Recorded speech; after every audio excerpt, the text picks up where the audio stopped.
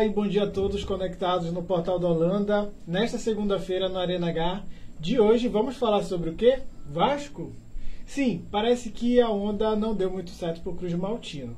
Também tem uma polêmica declaração do ministro da Economia de Bolsonaro sobre a Arena Corinthians, a tentativa de emboscada contra um presidente do Guarani e o elenco do clube e a estreia do Iranduba no Brasileirão Feminino.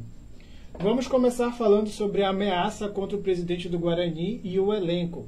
Palmeirão Filho, presidente do clube, após derrota no Clássico de Campinas para a Ponte Preta por 3-0, que eliminou o Bugre do Campeonato Paulista, um áudio foi enviado para o presidente do Guarani, o Palmeirão, sendo que parece que o áudio foi enviado por um dos membros da torcida organizada do Guarani, dizendo que ia pegar o presidente, que ele poderia até fazer um BO.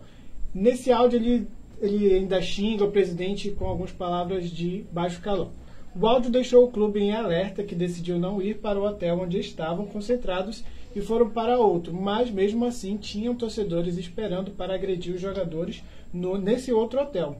Há desconfiança de que o ato tem envolvimento político, pois a autoria dos áudios seria de um dos filhos dos membros do Conselho Administrativo do Guarani, que também é líder da maior torcida organizada do clube. Apesar de toda a situação, o presidente do clube decidiu pôr panos quentes na discussão, afirmando que os atos foram tomados no calor da emoção após a partida em Campinas. Bom, agora vamos falar da polêmica envolvendo o ministro Paulo Guedes e o Corinthians. Durante um seminário sobre a nova economia liberal, o ministro de Bolsonaro usou de ironia para falar sobre como era a economia brasileira nos governos anteriores e acabou atingindo Lula, citando a Arena Corinthians. Guedes disse o seguinte: então, se o presidente é Corinthians, surge o estádio do Corinthians. Ninguém consegue pagar aquilo lá. Nesse trecho, o ministro ataca Lula por ser corintiano assumido e por ter viabilizado a construção da arena, onde hoje o Timão sofre com problemas financeiros para pagá-la. Paulo Guedes ainda foi irônico mais uma vez ao dizer que o Corinthians começa a ganhar campeonato brasileiro porque todo jogo tem um pênalti roubado a favor deles.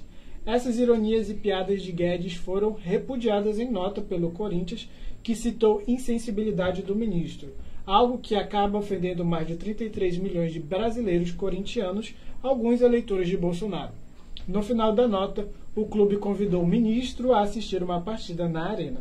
Será que ele vai? Mudando de assunto, ontem o time feminino do Iranduba estreou pelo Campeonato Brasileiro Feminino na Arena da Amazônia contra o Flamengo. E o resultado foi catastrófico.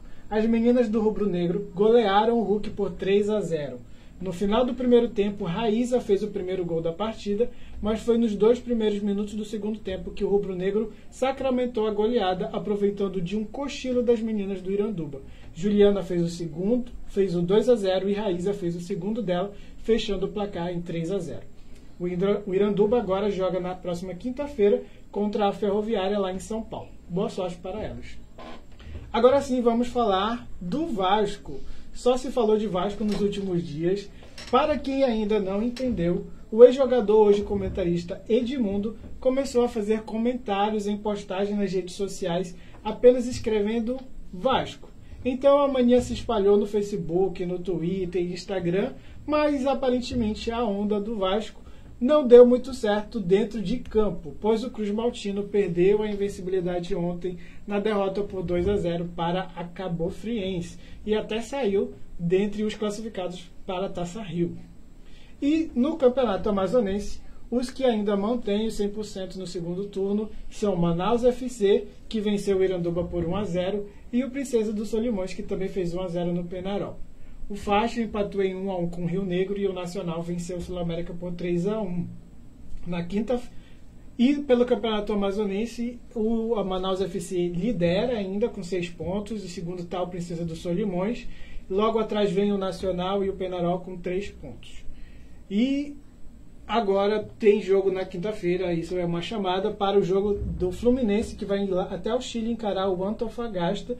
No primeiro jogo lá no Maracanã, o placar ficou em 0-0. Boa sorte ao tricolor também. E assim terminamos o Arena H desta segunda-feira. Para mais notícias, acesse o Portal da Holanda e nossas páginas no Facebook e Instagram. Desejamos uma boa semana a todos e até a próxima semana.